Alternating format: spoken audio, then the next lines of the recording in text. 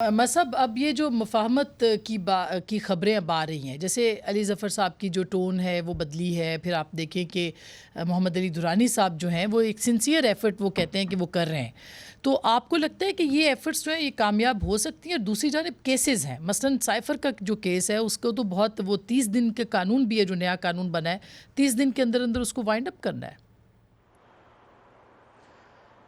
शुक्रिया आसमा। मुझे मुझे नहीं लग रहा कि मफाहमत की अपने से ही कोई किसी ने कहा हो कि कोशिश कर रहे हैं, क्योंकि जो ग्राउंड पे सूरत हाल नज़र आ रही है वो उसमें कहीं भी ऐसी इंडिकेशन नहीं मिल रही कि जिसकी बिना पे कोई ये कह सके कि मफाहमत की तरफ कोई चीज़ होती है। उसके कोई ऑप्टिक्स होते हैं, कोई आप कॉन्फिडेंस बिल्डिंग मेजर्स होते हैं। दो पोजीशंस हैं, एक पोजीशन जो पीटीआई ने ली हुई है और एक पोजीशन जो हमें नज़र आता है कि इस्टेब्लिशमेंट ने पोजीशन ली हुई है। और वो एक तो 9 मई के हवाले से भी पोजीशन है, फिर जो उन पर मुकदमात हैं। असल मसला ये है कि जिस तरह अभी हामिद खान साहब कह रहे थे, अब ये जब ट्रायल होगा, अगर खान साहब का 9 मई के हवाले से ट्रायल होगा तो ये प्रोसिक्यूशन के ऊपर है कि वो ये कैसे साबित करेंगे कि इस पूरे उस कॉन्स्पिरेसी के पीछे इमरान खान साहब थे। जब वो चीज़ें सामने आएंगी, वो कोई अगर उनके पास एविडेंसेस हैं ऐसे, तो फिर हम किसी जजमेंट पे पहुंच पाएंगे। अभी तो ट्रायल ही नहीं हुआ, अभी तो उनका ट्रायल नहीं हुआ जो बराह रास्त मुलव्विस थे उसके अंदर, जिनके बारे में जिन पे इल्ज़ामात है कि उन्होंने से ये सारा एक्शन किया। तो अभी तो एक्शन वालों के ही ट्रायल नहीं शुरू हुआ।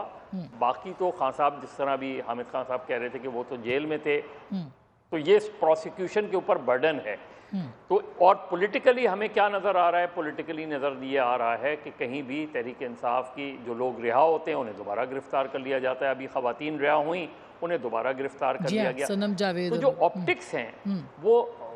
ऑप्टिक्स हैं वो ऐसे नहीं नज़र आ रहे कि कहीं कोई मफाहमत की बातचीत हो रही है, कहीं किसी लेवल पे कोई चीज़ हो रही हो तो नहीं। लेकिन मैं नहीं समझता कि किसी हाईएस्ट लेवल पे अभी तक कोई मैसेजिंग तो भी हम ये हुई कह हो। सकते हैं कि तहरीक इंसाफ की के चंद लोगों की ये ख्वाहिश हो सकती है, ये अभी तक इस खबर नहीं है, ये ख्वाहिश हो सकती है कि मुफाहमत हो, आगे बढ़ें।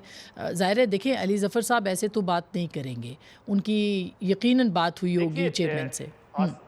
देखिए आसमा, तहरीक इंसाफ इस वक्त क्या कह रही है? जो तहरीक इंसाफ ये कह रही है कि जी इलेक्शन में तमाम पार्टियों को पार्टिसिपेट करने की इजाज़त दी जाए, बशमूल तहरीक इंसाफ को। जी हाँ, लेवल प्लेइंग अब जो निगरां वज़ीर आज़म की हमने बात सुनी, वो ये कह रहे हैं कि जी जो लोग 9 मई के वाक़यात में मुलव्विस नहीं हैं उनके अलावा सबको इजाज़त है। लेकिन हमें वो अभी भी जब एक मरतबा इलेक्शन शेड्यूल का ऐलान होगा, कैंपेन का आगाज़ होगा और नॉमिनेशन वगैरह का आएगा, तो हमें नज़र आ जाएगा कि तहरीक इंसाफ के लिए कितना स्पेस है या दीगर जमातों के लिए। अभी जो सूरत हाल है, अभी जब हम बात कर रहे हैं, तो मुझे ऐसे कोई ऑप्टिक्स नज़र नहीं आते, कोई ऐसी इन्फॉर्मेशन नज़र नहीं आती जिसके बिना पे ये बात की जा सके कि कहीं ना कहीं कोई मफाहमत की जो है राहें खुल रही हैं।